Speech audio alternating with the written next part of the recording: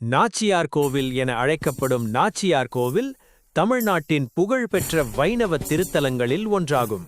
இந்த கோவில் சுமார் 1500 ஆண்டுகளுக்கு முன்பு ஆரம்ப சோழர் காலத்தில் கட்டப்பட்டதாக வரலாற்று ஆய்வாளர்கள் கருதுகின்றனர். பின்னர் நடுச்சோழர்கள் மற்றும் நாயக்க மன்னர்கள் காலத்தில் கோவில் விரிவுபடுத்தப்பட்டது.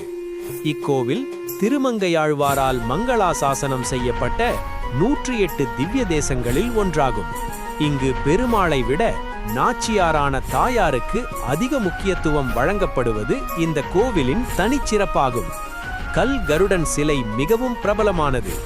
ஊர்வலத்தின் போது அதன் எடை அதிகரிக்கும் என்ற நம்பிக்கை பக்தர்களிடையே உள்ளது.